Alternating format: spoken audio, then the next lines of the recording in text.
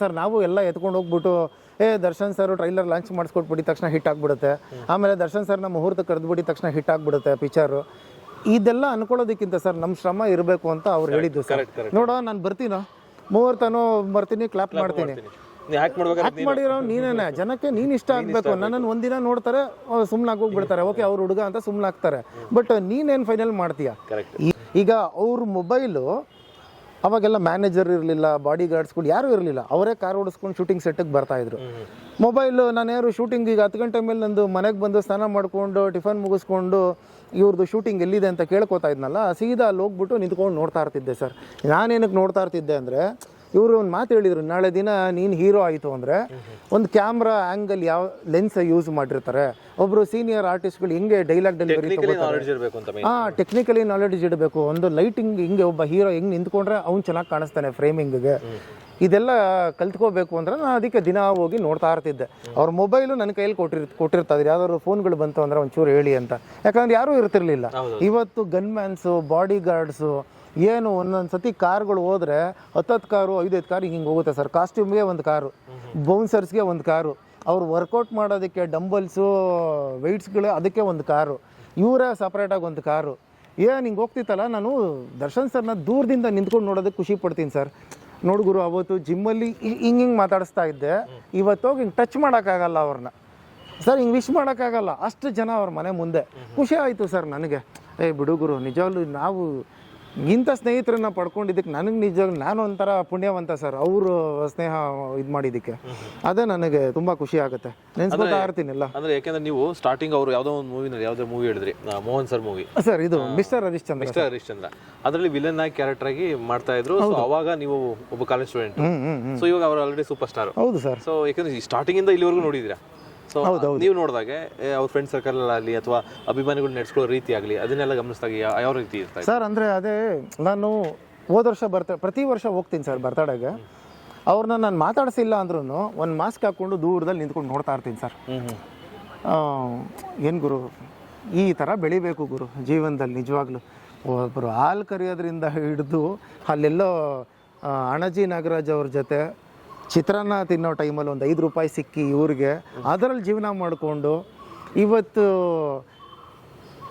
ಊಟ ತಿನ್ಬೇಕಾದ್ರೆ ಅವ್ರು ಕೂತಿರೋ ಚೇರ್ನೇ ಒದ್ಬಿಟ್ರು, ಆ ಎಲ್ಲ ಒದಿಸ್ಕೊಂಡು ಅವಮಾನಗಳನ್ನ ಮಾಡಿಸ್ಕೊಂಡು ಇವತ್ತು ಈ ರೇಂಜಿಗೆ ನಿಂತ್ಕೊಂಡವ್ರು ಒಂದು 6 ಅಡಿ ಕಟೌಟಾಗಿ ನಿಂತ್ಕೊಂಡಿದ್ದಾರೆ ಅಂದರೆ ಗ್ರೇಟ್ ಗುರು ಅಂತ ಖುಷಿ ಪಡ್ತಾ ಇರ್ತೀನಿ ಸರ್ ನಿಂತ್ಕೊಂಡು. ಪ್ರತಿ ವರ್ಷ ತುಂಬ ಜನ ಕೇಳ್ತಾರೆ ನನಗೆ, ನೀನು ದರ್ಶನ್ ಸರ್ ಮನೆ ಹತ್ರ ಕಾಣಿಸ್ತಾನೆ ಇಲ್ಲ, ಮುಂಚೆ ಹೋಗ್ತಾ ಇದ್ದೆ ಇವಾಗ ಯಾಕೆ? ನಾನು ದೂರದಲ್ಲಿ ನಿಂತ್ಕೊಂಡೆ ಅವ್ರನ್ನ ನೋಡ್ತಾ ಇರ್ತೀನಿ.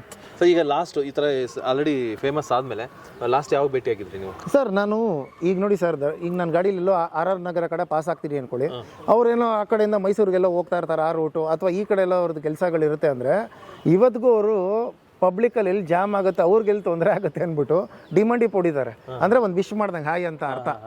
ಈ ರೀತಿಲಿ ಪಾಸ್ ಆಗ್ಬಿಟ್ಟಿರ್ತೀವಿ. ಆಮೇಲೆ ಮುಹೂರ್ತಗಳ ಟೈಮಲ್ಲಿ ಹೋಯ್ತು ಅಂದಾಗ ಅಲ್ಲಿ ದೂರದಲ್ಲಿ ಎಲ್ಲೇ ಕಾಣಿಸಿದ್ರು ಏನಪ್ಪ ಹೀರೋ ಸಮಾಚಾರ ಮತ್ತೆ ಇನ್ನೇನು ಸರ್ ದರ್ಶನ್ ಜೊತೆ ಇದ್ದವ್ರಲ್ವಾ ಸರ್. ಈ ಒಂದಷ್ಟು ಹೀರೋಗಳನ್ನ ನೋಡಿದ್ದೀನಿ ಸರ್, ಜಿಮ್ಮಿಗೆ ಬಂದಿದ್ದಾರೆ, ನಾನೇ ವರ್ಕೌಟು ಹೇಳ್ಕೊಟ್ಟಿದ್ದೀನಿ, 8-9 ತಿಂಗಳು ಜೊತೆಲಿ ಓಡಾಡ್ತಾ ಇದ್ದೀವಿ. ಅವ್ರುಗಳು ಏನು ಅಂದ್ಬಿಟ್ರು, ನೀನು ಯಾರು ಅಂತಾನೆ ಗೊತ್ತಾಗಿಲ್ವಲ್ಲ ನನಗೆ ಅಂದರು. ನನಗೆ ಎಷ್ಟು ಇದಾಗೋಯ್ತು ಅಂದರೆ ಬೇಜಾರು. ಅದೇ ದರ್ಶನ್ ಸರ್ ಇವತ್ತಿಗೂ ಸರ್ ಎಲ್ಲೇ ಸಿಕ್ಕಿದ್ರು ಮಾತಾಡ್ತಾರೆ, ಆರಾಮ, ಎಲ್ಲ ಮನೇಲೆಲ್ಲ ಆರೋಗ್ಯವಾಗಿದ್ದಾರೆ, ಎಲ್ಲ ಕ್ಷೇಮನ, ಮತ್ತು ಕೆಲಸ ಎಲ್ಲ ಹೇಗೆ ನಡೀತಾ ಇದೆ, ಮತ್ತು ಯಾವ್ದು ಸಿನಿಮಾ ಮಾಡ್ತಾ ಇದೆಯಾ, ಹುಷಾರಾಗಿ ಮಾಡು, ಮತ್ತು ಅದಾದ್ಮೇಲೆ ಏನಾದ್ರು ಪ್ರಮೋಷನ್ ಇತ್ತು ಅಂದರೆ ತಿಳಿಸು, ಥಿಯೇಟ್ರ್ಗಳು ಏನಾದ್ರು ಸಿಕ್ಕಿಲ್ಲ ಅಂದರೆ ನನಗೆ ಹೇಳು, ಈ ರೀತಿ ಹೇಳ್ತಾರೆ ಸರ್. ಅಂದರೆ ಏನು ಗೊತ್ತಾ ಸರ್, ನಾವು ಎಲ್ಲ ಎತ್ಕೊಂಡು ಹೋಗ್ಬಿಟ್ಟು ದರ್ಶನ್ ಸರ್ ಟ್ರೈಲರ್ ಲಾಂಚ್ ಮಾಡಿಸ್ಕೊಟ್ಬಿಟ್ಟಿದ ತಕ್ಷಣ ಹಿಟ್ ಆಗಿಬಿಡುತ್ತೆ, ಆಮೇಲೆ ದರ್ಶನ್ ಸರ್ನ ಮುಹೂರ್ತ ಕರೆದ್ಬಿಟ್ಟಿದ ತಕ್ಷಣ ಹಿಟ್ ಆಗಿಬಿಡುತ್ತೆ ಪಿಕ್ಚರು. ಇದೆಲ್ಲ ಅನ್ಕೊಳ್ಳೋದಕ್ಕಿಂತ ಸರ್ ನಮ್ಮ ಶ್ರಮ ಇರಬೇಕು ಅಂತ ಅವ್ರು ಹೇಳಿದ್ದು ಸರ್. ನೋಡೋ ನಾನು ಬರ್ತೀನೋ ಮುಹೂರ್ತನೋ ಬರ್ತೀನಿ, ಕ್ಲಾಪ್ ಮಾಡ್ತೀನಿ, ಆಕ್ಟ್ ಮಾಡಿರೋ ನೀನೇನೆ, ಜನಕ್ಕೆ ನೀನು ಇಷ್ಟ ಆಗಬೇಕು. ನನ್ನನ್ನು ಒಂದಿನ ನೋಡ್ತಾರೆ ಸುಮ್ಮನೆ ಹೋಗ್ಬಿಡ್ತಾರೆ, ಓಕೆ ಅವ್ರ ಹುಡುಗ ಅಂತ ಸುಮ್ಮನೆ ಆಗ್ತಾರೆ. ಬಟ್ ನೀನೇನು ಫೈನಲ್ ಮಾಡ್ತೀಯ? ಇದು ಮೆಜೆಸ್ಟಿಕ್ ಸಿನಿಮಾದಲ್ಲೂ ಇದೇ ಆಗಿದ್ದು ಇನ್ಸಿಡೆಂಟ್. ಅವಕಾಶ ಸಿಕ್ಕಿದ್ದು ಯಾರಿಗೆ? ಸುದೀಪ್ ಸರ್ಗೆ, ಓಕೆನಾ. ಆಮೇಲೆ ಅವ್ರು ಯಾರಿಗೆ ಹೇಳಿದ್ರು? ದರ್ಶನ್ ಸರ್ಗೆ, ಇಲ್ಲ ಈ ಥರ ತೂಗುದೀಪ ಶ್ರೀನಿವಾಸ್ ಅವ್ರ ಮಗ ಇದ್ದಾರೆ ಅವ್ರು. ಬಟ್ ಆ್ಯಕ್ಟ್ ಮಾಡಿದ್ದು ಯಾರಲ್ಲಿ? ದರ್ಶನ್ ಸರ್ ಅಲ್ವಾ ಕಷ್ಟಪಟ್ಟು ಆ ಸಿನಿಮಾ ಆ್ಯಕ್ಟ್ ಮಾಡಿದ್ದಕ್ಕೆ ತಾನೇ ಈ Majestic cinema super duper hit ಆಗಿದ್ದು. ಸೊ ಅದರಲ್ಲಿ ಏನಂತ ಈಗ ಫ್ಯಾನ್ಸ್ಗಳು ಏನು ಅನ್ಕೊಂಡ್ಬಿಟ್ಟಿದ್ದಾರೆ, ನಮ್ಮ ಸುದೀಪ್ ಸರ್ ಹೇಳ್ಬಿಟ್ರು, ಅದನ್ನು ಬಿಟ್ಟು ಕೊಟ್ಬಿಟ್ರು, ಇವ್ರು ಅದಕ್ಕೆ ಬಂದ್ಬಿಟ್ರು ಅಂತ. ನಾನು ಅದನ್ನೇ ಹೇಳ್ತೀನಿ, ನಮ್ಮ ಮನೆ ಹತ್ರ ಒಬ್ಬರು ಫೇಮಸ್ಸು. ಆಮೇಲೆ ಈಗ ಅದೇ ಅವರಿಬ್ಬರಿಗೂ ಸ್ವಲ್ಪ ಮನಸ್ತಾಪ ಬರ್ಲಿಕ್ಕೆ ಅದೊಂದೇ ರೀಸನ್ ಕಾರಣನಾ ಸರ್? ಅದೊಂದೇ ರೀಸನ್ನು ಅನ್ನೋದಕ್ಕಿಂತ ಅದೊಂದು ಚೂರು ಇದೆ ಸರ್. ಯಾಕೆ ಅಂದರೆ ವೀಕೆಂಡ್ ವಿತ್ ರಮೇಶ್ ಅಲ್ಲಿ ಏನೋ ನಾನು ಅವ್ರಿಗೆ ಅದನ್ನೇ, ಯಾಕಂದರೆ ಸುದೀಪ್ ಸರ್ಗೂ ಗೊತ್ತು ಸರ್, ದರ್ಶನ್ ಸರ್ಗೆ ಮೂಗಿನ ತುದಿಲೇ ಕೋಪ ಇದೆ ಅಂತ ಅವ್ರಿಗೂ ಗೊತ್ತು. ಹೌದು, ದರ್ಶನ್ ಸರ್ ಸ್ವಲ್ಪ ಶಾರ್ಟ್ ಟೆಂಪರೇ ಆ ಟೈಮಲ್ಲಿ ಇದ್ದಿದ್ದು. ಯಾಕಂದರೆ ಅವರು ಒಂದು ಕಡೆ ಫ್ಯಾಮಿಲಿ ಪ್ರಾಬ್ಲಮ್ ಅದೇ ರೀತಿ ಇತ್ತು ಅವ್ರಿಗೆ. ಮೈಸೂರಲ್ಲಿ ಅವ್ರ ತಾಯಿ ಇದ್ರು ಮೀನಮ್ಮ, ಇವರು ಇಲ್ಲಿದ್ದರು. ಇನ್ನೊಂದು ಲವ್ ಮ್ಯಾರೇಜ್ ಬೇರೆ ಆಗಿಬಿಟ್ಟಿದ್ರು.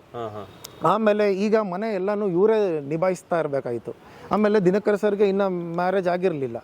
ಸೊ ಒಂಥರ ಪ್ರೆಷರ್ ಆಗಿಬಿಟ್ಟಿತ್ತು. ಯಾವಾಗ ಆಮೇಲೆ ಇವ್ರದ್ದೆಲ್ಲರೂ ಒಬ್ಬೊಬ್ರದ್ದೇ ಸೆಟ್ಲ್ ಆಯಿತು, ಆಮೇಲೆ ಅವ್ರು ರಿಲ್ಯಾಕ್ಸ್ ಆದರು. ಇದರಲ್ಲಿ ಅವ್ರಿಗೆ ಆ ಟೈಮಲ್ಲಿ ಕೋಪ ಇತ್ತು. ಆಮೇಲೆ ಅದನ್ನೇ ತಣ್ಣಗೆ ಮಾಡಿಕೊಂಡು ಈಗ ಅವರು ಒಂದು ಸ್ಟೇಜಿಗೆ ಬಂದಾದ್ಮೇಲೆ ಅವ್ರು ಆರಾಮಾಗಿದ್ದಾರೆ. ಯಾರ್ಯಾರಿಗೂ ಮನಸ್ತಾಪ ಇಲ್ಲ, ಎಲ್ಲರೂ ಚೆನ್ನಾಗಿದ್ದಾರೆ. ಈಗ ಹೆಂಗಾಗುತ್ತೆ ಅಂದರೆ ಸರ್, ಈಗ ಮನೇಲಿ ಈಗ ನಮ್ಮ ತಂದೆ ಏನೋ ಒಂದು ಕೆಲಸ ಹೇಳಿರ್ತಾರೆ ಅಥವಾ ನಮ್ಮ ತಾಯಿ ಕೆಲಸ ಹೇಳಿರ್ತಾರೆ, ನಾನು ಅದನ್ನು ಮಾಡಿರಲ್ಲ. ಆ ಟೈಮಲ್ಲಿ ಅವ್ರು ಒಂಚೂರು ಕೋಪ ಇರುತ್ತೆ, ಮಾತಾಡ್ಸಿರಲ್ಲ. ಹಂಗಂತ ಇವರು ಜೀವನ ಪೂರ್ತಿ ಮಾತಾಡಿಸ್ತಾನೆ ಇಲ್ಲ ಅಂತ ಅಂದ್ಕೊಂಡು ಇಲ್ಲಿ ಮಜಾ ತಗೊಳ್ಳೋದು ಅದು ತಪ್ಪು. ನೀವು ಓಕೆ